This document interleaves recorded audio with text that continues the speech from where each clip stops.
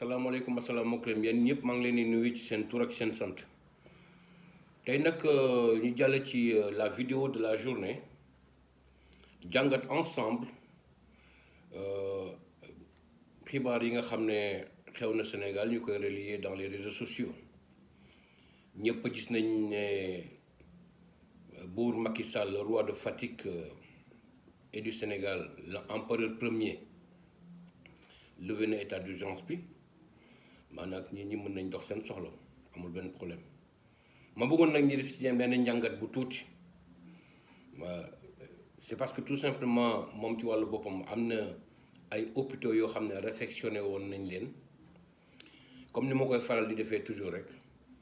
créer une tournée li muy ooyee tournée économique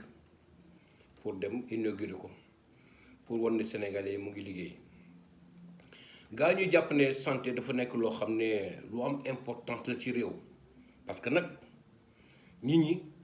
ak nu mu mënti demee rek war nañu am ay jumtukaay yoo xam ne war nañ fa dem pour faju parce que tamit mënuñu wax développement dëkk te aussi santé amu ci yoon mu nekk lu am importance mais nag na jàpp ne structure yooyu lu ñu leen tabax su fekkee ne amul suivi dans le cadre de la gestion su fekkee ne mettre ñu en place une gestion saine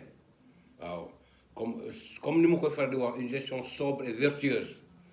dañuy sonal suñu bopp rek waaw tamit taawal structure mu rafet ñëpp ne macha allah te structure boobu soo demee matériel bi fa nekk kenn mënul taxaw teg ay jumtukaay yoo xam dinañ ko mën a entretenir wala mettre defuñu fa ay nit ñoo xam ne nit ñooñu dina doy personnel bi dina doy dañuy sonal suñu bopp rek il faut qu'il y ait un suivi ñu koy wax empereur Bour Sall le roi du Sénégal et de Fatick ki nga xam ne moom ñëpp xam nañ ne ci tappale ak ci li ko arrangé rek lay dox te loolu xam nañ ko ñun on n'est pas fou waaw le peuple sénégalais est conscient de cela su loolu jàllee nag comme ni ma koy faral di defee tous les jours rek il faudrait toujours su may def vidéo ma relater ay cas yoo xam ne problème yoo xam ne dafay interpeller sénégalais yi bi ci jiitu nag mooy le problème des députés de la diaspora lu tax ma naan les problèmes des députés de la diaspora parce que bi empereur Sall di accéder à la tête de la magistrature suprême daf ñu xamaloon ne moom dafay créer une 15e région boobu nekk diaspora bi gaa ñu rafetlu ko trop parce que noonu loolu tamit wane na moom ci wàllu boppam fàttewul sénégalais yi nga xam ne ñu ngi bitim réew te nag soo gisee ñu rafetlu ko parce que nag dafa nekk loo xam ne ça a été une première ñu fal ay député de la diaspora ñu gis ne député diaspora boobu yooyu man en ce qui me concerne dama koy wax ouvertement et je m'adresse à tous les députés de la diaspora sans exception man dama gisul biñ leen falee ba léegi à part seen voyage yi ñuy def va et vient mu am ci ñoo xam ne toujours ñu ngi ci biir réseaux sociaux yi lépp lu leen intéresse mooy nañ leen gis ma bëggoon ñu wax ma ñoom ban projet de loi la ñu mës a proposer diaspora bi gis ci seen bopp c'est une question que je pose ma bëggoon ñoom di seen wàllu bopp sorti wax ci te nag dama ko gisul ban projet de loi la ñu mës a proposer diaspora bi gis ci seen bopp mu nekk projet de loi boo xam ne ñun la concerné et mieux encore dafa am sax loo xam ne man dafa ma jaaxal trop nous avons un directeur chargé de la diaspora xawma secrétaire chargé de la diaspora mais kooku dama musul gis sax mu def sortie man problème mu ministre des affaires étrangères chargé de la diaspora sax taxuma may wax parce que moom kooku moom suñu toogee di fi wax ay mbiram dañuy perdre suñu temps fi mu jógee ci PS ak fi mu jaar ak li mu waxoon vidéo yi ne tey nekk fi ak ni mu jëfee man kooku man du ma sonn ci sax ci ay mbiram du ma sonn ci ay mbiram parce que li mu def gis nañ ko.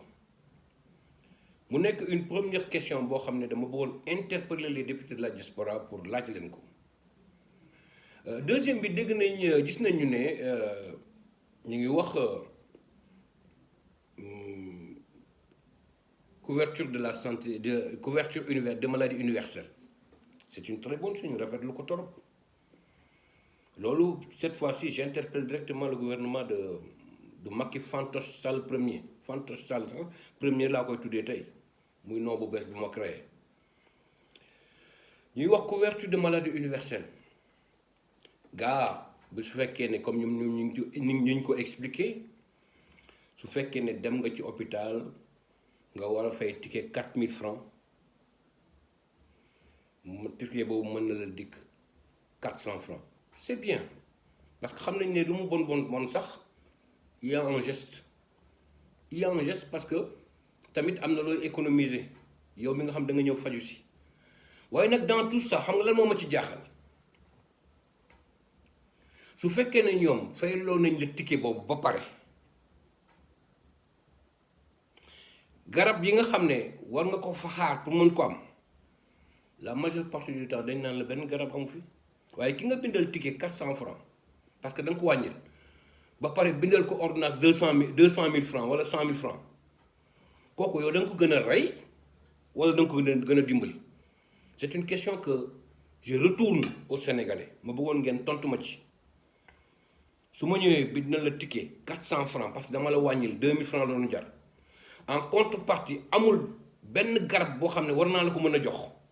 bindal la ordonnance bu jar 100 000 wala 150 000 est-ce que man dama la rendre service wala dama la gën a yokk coono te nag dafa nekk loo xam ne sénégalais yi ñu ngi koy dund te muy dëgg. Deuxième chose bi nga xam ne bëggoon naa ko wax aussi mooy les bourses familiales nee nañ gaa dañ def ay bourses familiales am na ci ñoo xam ne war nañ leen ko jox parce que vraiment yooyoo nañ ko parce que nekk nañ ci ay ndóol yoo xam ne ci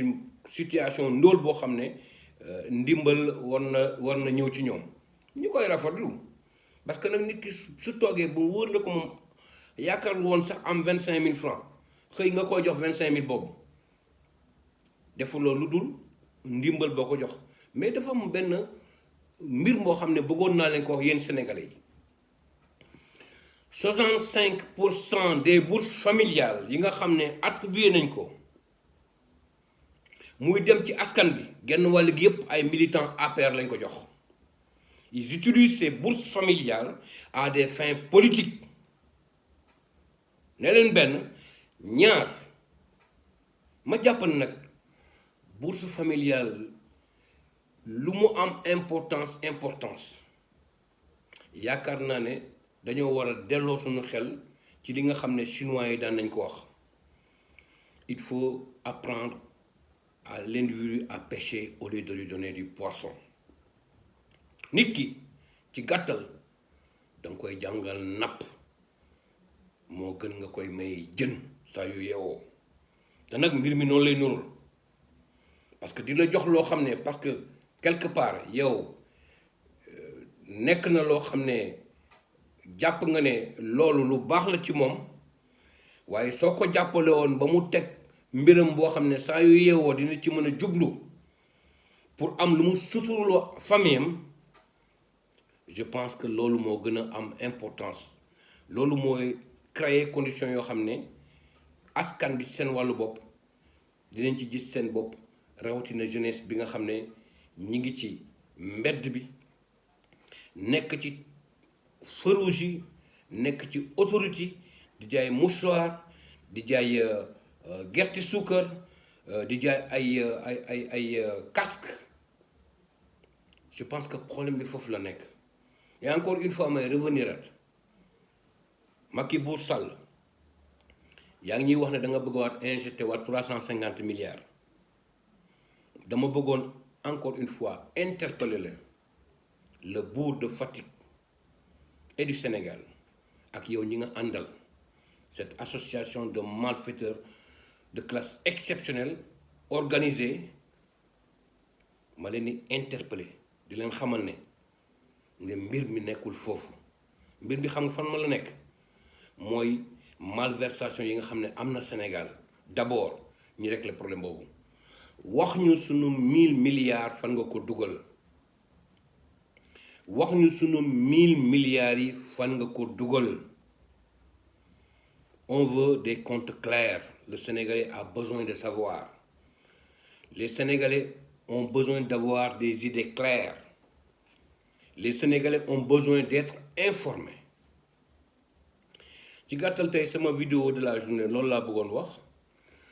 di leen sant encore une fois di leen gërëm Alexandre Niang TMC depuis Munich Allemagne jërëjëf.